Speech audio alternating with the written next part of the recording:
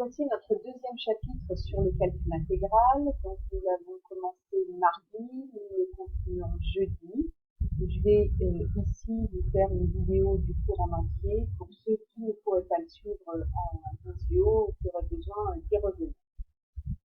Bien, donc nous allons ici définir l'intégrale d'une fonction de signe quelconque. Nous avons défini l'intégrale d'une fonction positive par l'aire sous la courbe entre l'axe des abscisses x égale a et x égale b lorsque c'est l'intégrale de a à b. Ici, l'intégrale de a à b de f, toujours pour une fonction continue, mais cette fois-ci de signe quelconque, eh bien, est définie grâce à une primitive de f sur i. L'intégrale de a à b de f, c'est le nombre réel, grand F de b, moins grand F de A. C'est-à-dire que l'intégrale de A à B de F de T dt est égale à grand F, une primitive quelconque de petit f à prendre entre A et B, c'est-à-dire aussi F de B moins F de A. Désolé pour l'écriture, c'est pas très beau, mais si vous suivez ce que je dis, ça va aller. Théorème, donc un théorème que l'on a vu là encore dans le cadre d'une fonction continue positive. Ici, il sera valable pour les fonctions continues, toutes les fonctions continues, et la démonstration est la même que dans le cas d'une fonction positive. Vous pourrez la refaire facilement. La fonction f définie sur i par grand F de x égale l'intégrale de a à x de f de t dt. Cette fonction-là est dérivable sur i et son nombre dérivé en x, quel que soit x appartenant à AB, c'est l'image de x pour la fonction f, c'est-à-dire qu'on a f' égale f. F est une primitive de petit f. Donc ainsi, toute fonction continue va admettre des primitives sur l'intervalle AB. On avait déjà fait la démonstration dans le cas d'une fonction positive. Donc toute fonction continue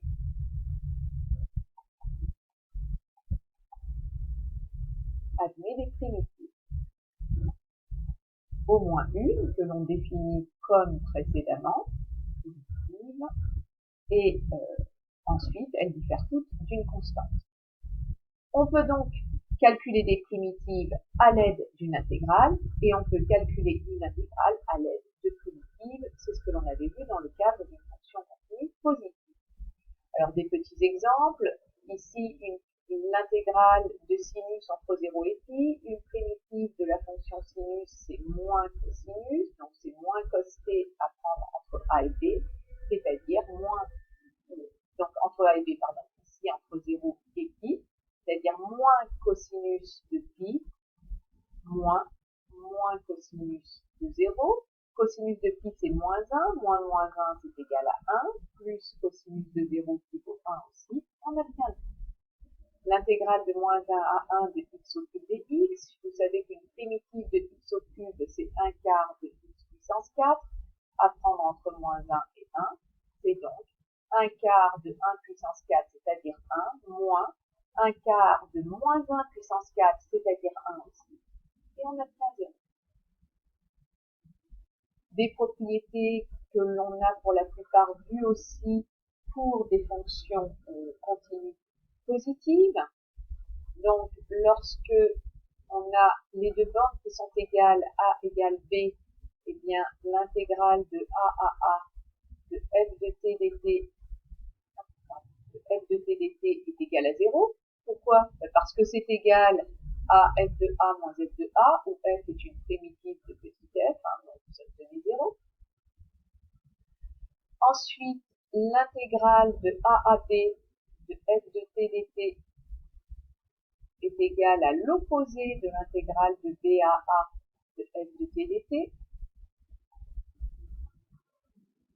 simplement parce que l'intégrale de a à b, c'est f de b moins f de a, et l'intégrale de b à a, c'est f de a moins f de b. Or, f de b moins f de a et f de a moins f de b sont opposés.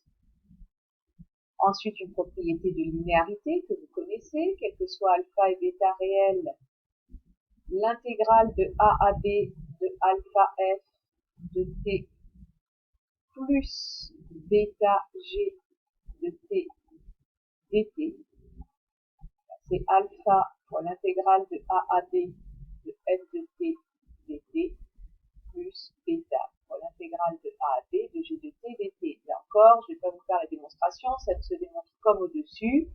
On se sert des primitives, et ici, ce qui va être important, c'est qu'une primitive de alpha F plus bêta G, ben c'est alpha fois grand F plus bêta fois grand G. Ça donne le résultat. Et enfin, une relation de Chasles que l'on a vu aussi dans le cadre des fonctions positives. Quel que soit un nombre quelconque en fait de l'intervalle AB, l'intégrale de A à B de f de t dt, c'est l'intégrale de A à C de f de t dt, plus l'intégrale de C à B de f de t dt. Là aussi, pour la démonstration, eh bien, il suffit de dire que f de B moins f de A, qui est l'intégrale de A à B, c'est f de C moins f de A pour la première intégrale, moins f de B moins f de C pour la deuxième intégrale. Attention, parenthèse. Donc ici, là, vous avez bien les f de C qui vont s'éliminer. Vous aurez f de C moins donc de A à C plus l'intégrale de C à B. Oui, ça c'est bon. Donc f de B moins f de A, c'est bien f de C moins f de A, plus, pardon, excusez-moi, parce que on avait un plus f de B moins f de C, donc f de C s'élimine, il vous reste bien f de B moins f de A. Voilà pour la première partie du